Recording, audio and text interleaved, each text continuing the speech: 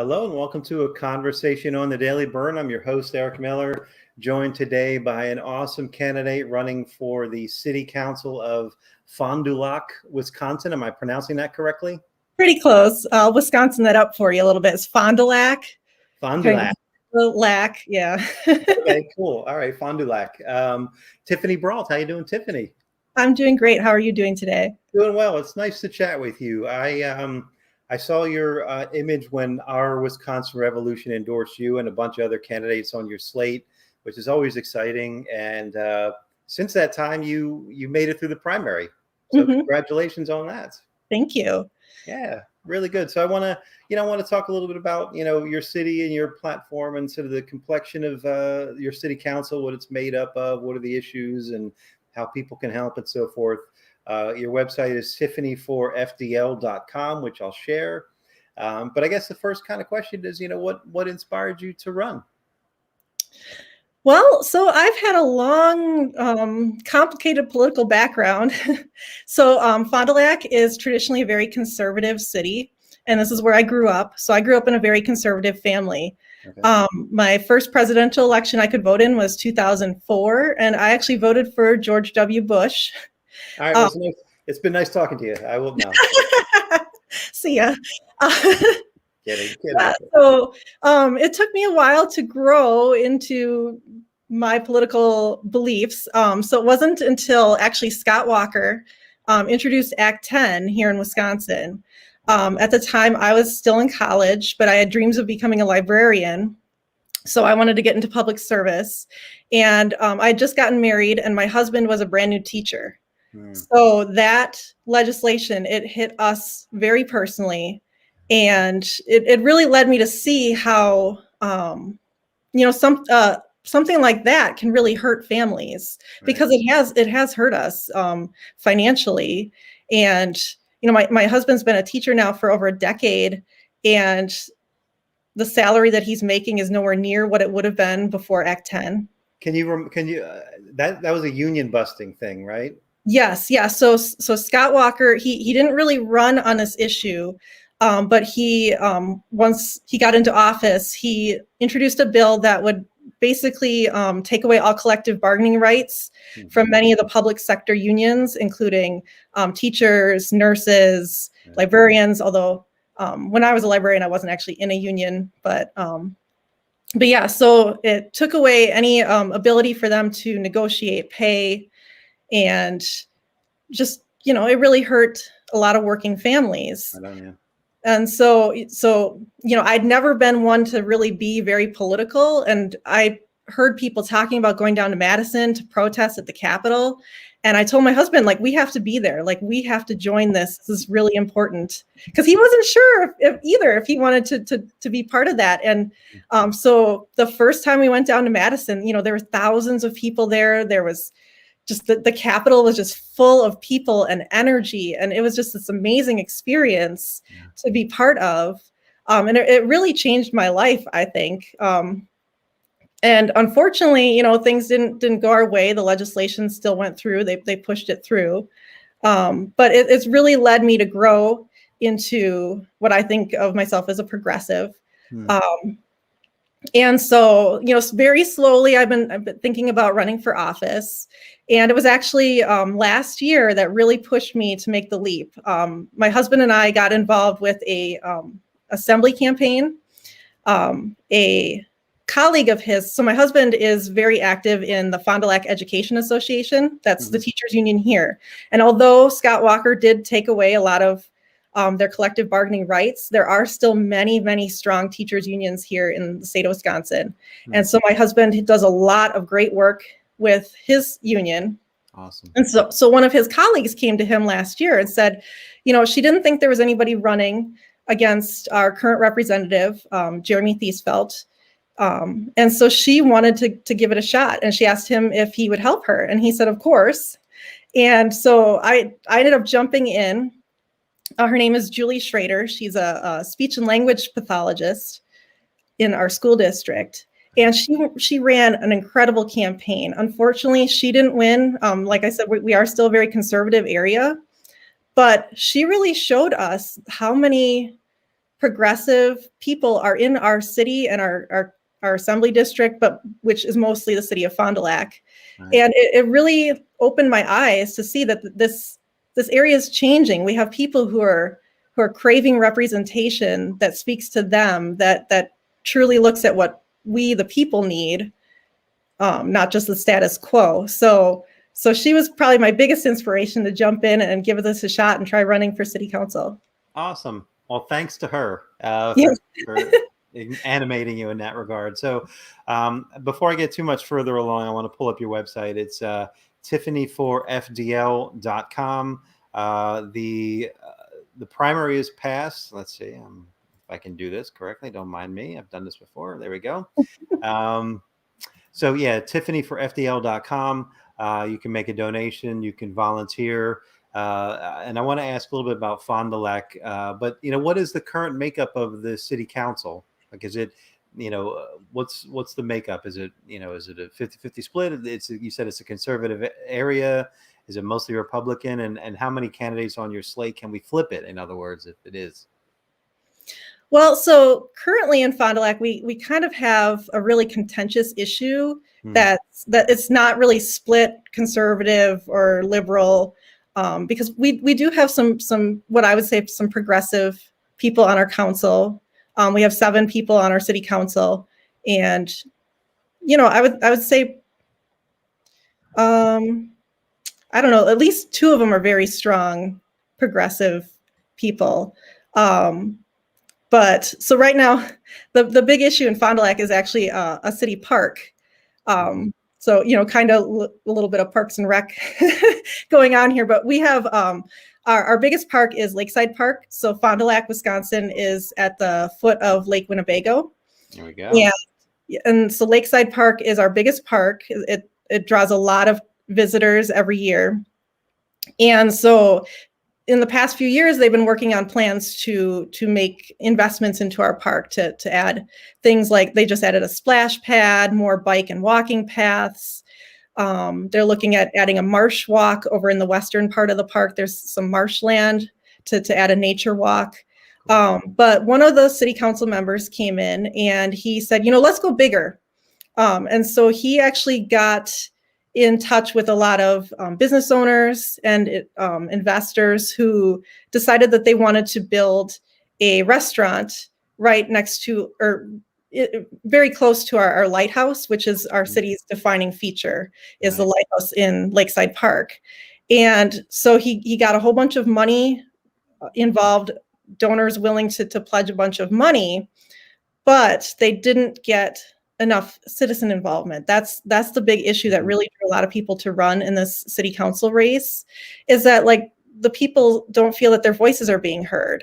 Right. That because it's a very, very small part of the park, but it means a lot to people. Like I had my wedding photos out there. High school kids love to gather out there, just sit by the lake. People love to fish out there. So the idea of putting a building out there was a big shock to a lot of people, but people tried to petition the city council. They actually signed petitions to try to get a referendum on the ballot so we could vote on it, and the city council shot them down. And interesting. So like I said, that's kind of the majority of the city council is pushing to go ahead with this development. Right. I wonder, and this is me saying this, not you necessarily, but I always wonder when I hear something like that, like how much of role money plays behind something like that, right? Are the people voting for it on the city council, have they received donations and so forth, right? Or, promises and so, that type of thing. Is there anything in there that you want to speak to? Is that? I can't say one way or the other. I don't know anything about that. But one of the big issues is that the city council moved very quickly once this new plan was introduced. Right. And part of it was that the investors said that they would pull their money if the city council took too long to, do a survey of residents or try to do a referendum or something like that. They said, we'll just pull our money and walk. Right. And so suffice it to say, you do not take lobbyist money, right? So you don't have developers giving you big checks or anything like that, right? No, and I'm actually a stay-at-home mom right now, so I don't have a lot of big connections out there. Right. So So that's a great point, and I'm assuming the other ones that wouldn't have been endorsed by our Wisconsin Revolution. That's I'm sure one of their prerequisites is not taking lobbyist money or big corporate donations and so forth. So there's a great slate of candidates running for the city council. Since I have the map up here, and I'll click back to your website, I always like to give people an opportunity to brag on their district or brag on their city, right? So Fond du Lac is one of those names that people see a lot, and if they haven't been there, brag on your city a little bit. Tell us about Fond du Lac. yeah, so we're a city of about 42,000 people, so a nice small size city. And we just have a lot of charm here. My husband and I, so we actually moved away for his first job to a little town called Horicon, which is about 45 minutes south of here. But then we started having kids and we realized we wanted to move somewhere else. And we thought, Fond du Lac is the best place we could be raising our kids. It's just a real comfortable city. And we found a beautiful Victorian home. We love the old charm. There's just some beautiful neighborhoods here. And,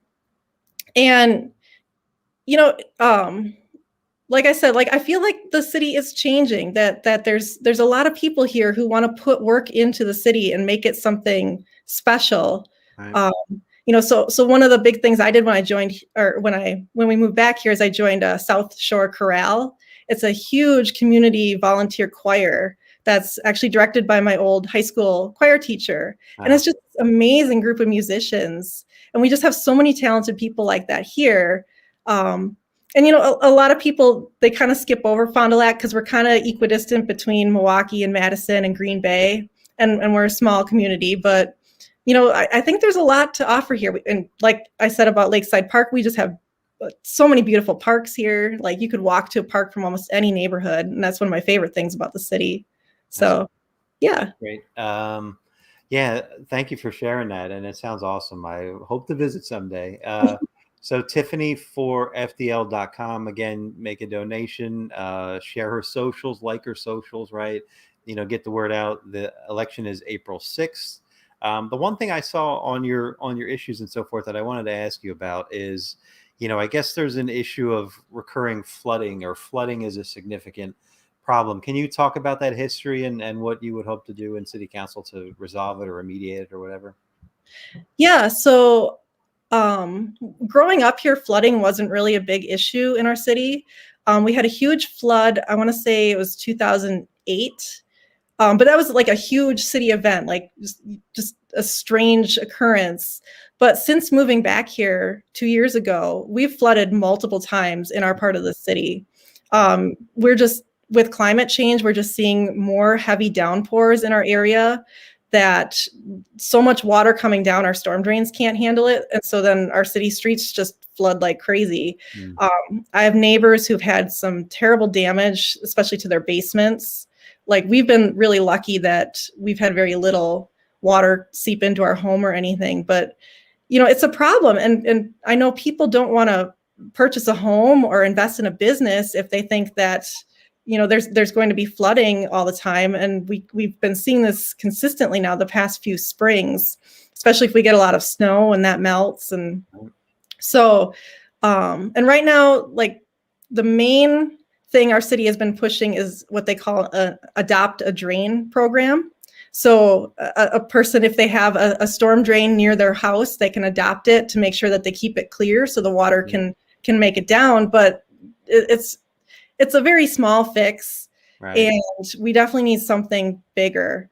So if I'm elected to city council, I really want to push us to find a really comprehensive plan, so we're not just constantly trying to find these small little fixes that aren't really addressing the full problem. Because it appears that we're going to consistently see this type of weather in our area now. As we're seeing across the country, just severe weather is becoming more common.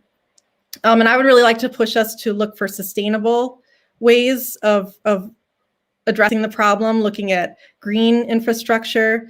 I've seen some great resources through the EPA that other cities are doing, like things like rain gardens and permeable pavements, Yeah. things like that. So, I just want to push us to really be forward thinking on this issue, not just look at the immediate problem. Awesome. Yeah, and that's one of those things, you talk about being from a conservative area, if your house, flooding doesn't care if your house is red or blue, so to speak, right? Mhm. And the fact that you're coming with solutions for that, I'd be stunned if that didn't resonate with people. Like, what are you experiencing when on that issue, when you're coming with this reason, like you just said, it's not going away. It's only going to get worse, right? So the sooner we adapt for it, the less damage it will cause and cost, right?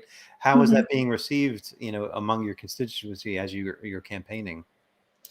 Well, talking with people, that's actually one of the biggest issues is people want to fix the flooding. They want to find a real solution. And like you said, I think this is one of the issues where despite being a conservative area, once people are affected by it themselves, they realize, maybe there's more going on here, like, with climate change and everything. And that's something that I'm hoping that is a way that we can bridge the divide between conservative and liberal politics is, Right. it's something that we need to address as a community together. And so, so Right it's on. definitely something that people are talking about a lot. Right on. And you mentioned, you talked about Scott Walker's shenanigans in your husband's profession. I'm assuming, that's got to be in your platform is, investing in public education, and after school programs, things like that. Can you talk about what you would like to do from that, in those areas from city council? Yeah, so city council doesn't have very much oversight over the school budgets because we have separate school boards that take care of all of that. But I would definitely like to see more community and school partnerships. Right on. Like we have the Boys and Girls Club that does after school programming for children, which is fantastic. And one of the things is, so the school that my children actually attend is probably one of the most diverse schools here in Fond du Lac right now, because just in the past maybe decade or so, we have been seeing more people who want to make Fond du Lac their home that come from diverse backgrounds. And so I love seeing my kids getting to grow up with just kids from all over the place and just learning that, we don't have to all be the same. That's And great. I want to make sure that all those kids, my kids and everybody else is included, have the same opportunities. So looking at, we have issues with poverty here. We have a large number of children who are on free and reduced school lunch. And that actually includes my family right now. Living on my husband's salary as a teacher, we actually qualify for the reduced school lunch rate. So I can kind of understand, people don't have a lot of money. How can we find more resources? How can we make sure that we're helping everyone who needs it? Right on. Yeah, and I'm glad that you said that. Again, let me just contrast. This is me speaking, not you speaking, right? So if you're in Fond du Lac or in any city anywhere, who do you want on your city council? Someone who's pushing to expedite some potentially probably unwanted development on a historical landmark, right, in your city. I don't know if it's historical, but your lighthouse. Or do you want someone who's trying to like feed kids in schools, right? Like, who do you want on your city council, right? So, again, that's me speaking. So, tiffanyforfdl.com. A donation goes a long way on campaigns like this, and I imagine this is a race that can be swayed by a couple hundred votes, if that, right? So, share this video, like her socials. If you know anybody in the area, turn them on to Tiffany and her website, and make sure they get out and vote and so forth. It's April 6th is the election day. Mm-hmm. The other thing you mentioned on your website that I wanted to ask you about is this first responders initiative, to increase firemen and policemen.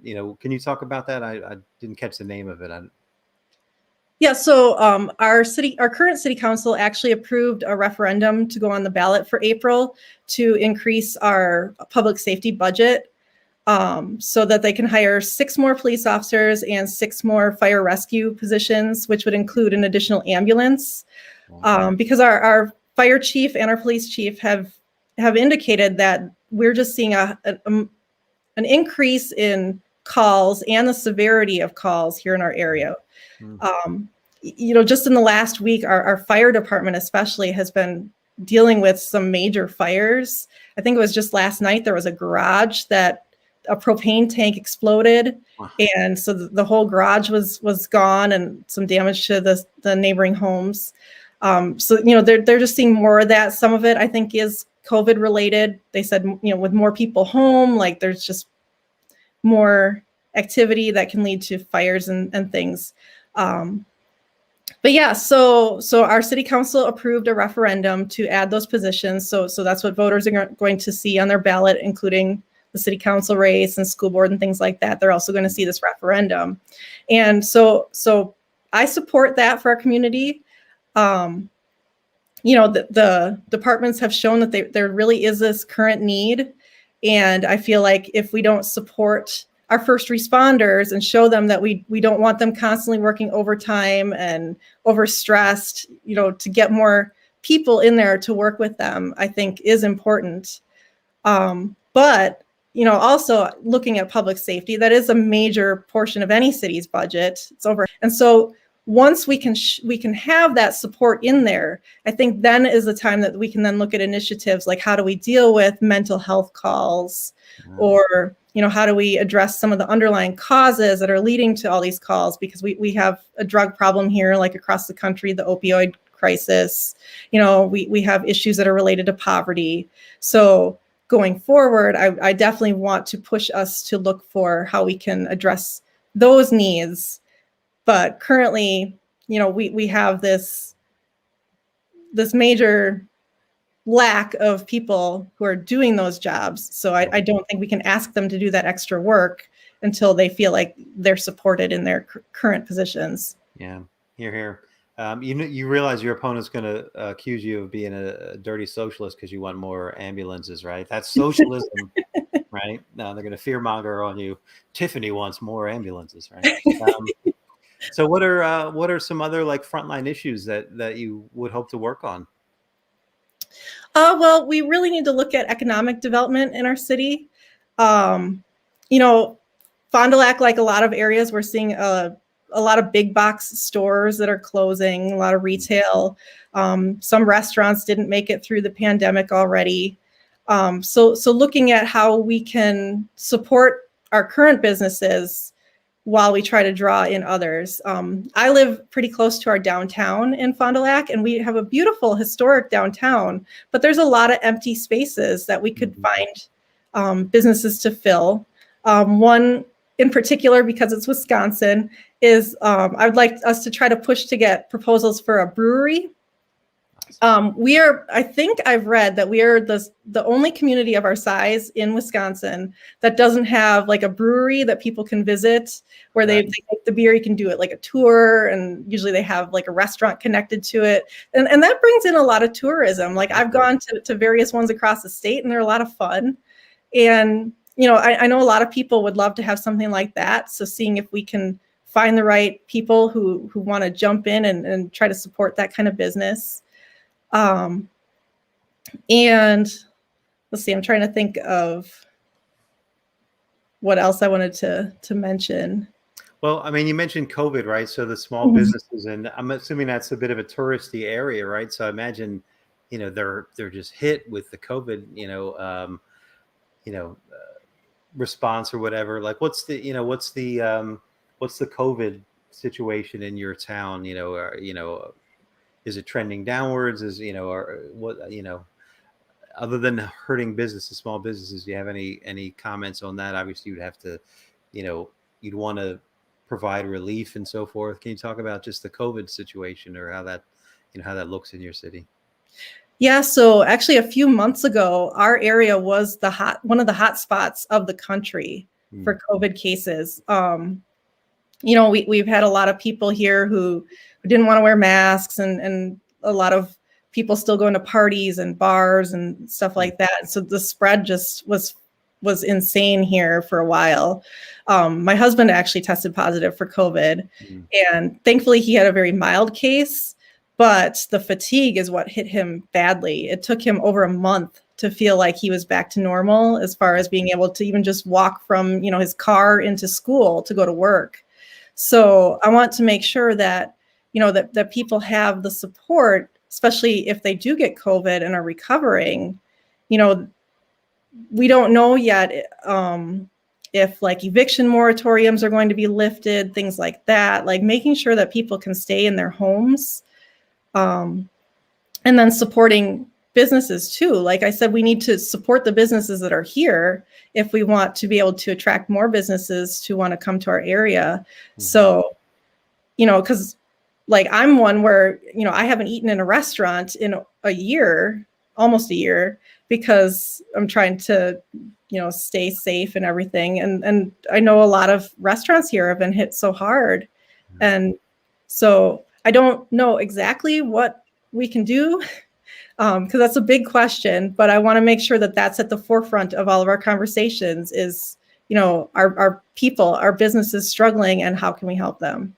That's great. Yeah. And, the trying, right? The desire to bring about that positive change or that relief is, that's half the battle in so many cases, right? So, mm-hmm. So again, it's tiffanyforfdl.com. April 6th is the general election. I keep mentioning other people on the city council slate. Who else is on your slate that you want to make mention of? Well, we actually have a number of really great candidates. So we have several that are very pro-park that are trying to push to have people's voices heard. So we have Keith Heisler, Pat Mullen, and then I also like to mention Misty Gidlinski, because she actually leads me to think of another issue that I really would like to address here. Please. That we have here in Fond du Lac. So when my family and I chose to move back here, we actually had a lot of people say, why? Because Fond du Lac has a reputation of being very conservative, but also not very welcoming to new people, especially people perceived as different. And so, that's an issue that we really need to look at as a city. What is our Chamber of Commerce is actually looking at creating a diversity, equity, inclusion initiative. But I want to make sure that we expand that and make it a citywide focus, because I feel like that is something that is keeping people my age and younger from wanting to make Fond du Lac their home, is if they don't feel like they're welcome here, they feel like other cities, surrounding cities, are more welcoming, because that's the reputation that other cities have that are working on how do we embrace diversity and make people feel included. That's something that our city has fallen behind on. So I want to make sure we either have a coordinator in place or a committee that's really working hard to support initiatives that are going to make sure we address that as a community. Excellent. Yeah. And it's not just lip service. It's not just the committee, and then, that it actually takes some actions and makes some change, like you're saying. That's amazing. Yeah. Thanks for bringing that up and mentioning the other candidates. Go look them up and so forth. Right. Again, it's tiffanyforfdl.com. Her election is April 6th. Anything else you want to hit on? I thank you for chatting with me today. We covered quite a bit. Yeah, I don't think so. I just want to thank you so much for the opportunity. I watched some of your other videos and I feel kind of intimidated. Like, you're interviewing candidates for Congress and like New York City Council. And, we're just a little Midwestern city here. So it all matters. We're all friends here, right? Like it matters, and that's my intention. And I'm glad that you said that. And I appreciate that, is to platform and center in my little corner of the interwebs. If I can get one more vote for Tiffany, then that's the point, right? So, building a bench of progressives across the country, right? That's my objective. So, so thank you for running in that, in that vein. Thank you for running. I know it takes a lot, like you said, being stay at home and so forth. It takes a lot of energy, time, resource, blood, sweat, and tears. It's not an easy thing. So thank you for running. And when you're on the council, I look forward to having you back, Councilperson Brault. So I look forward to that day as well. So, thank you for taking some time to chat with me today. Again, tiffanyforfdl.com. Go donate, share this video, share her socials. That's how we spread the word and, so to build the progressive bench. So thank you again, Tiffany. Thank you so much. Thank you. Good luck on April 6th. Thank you.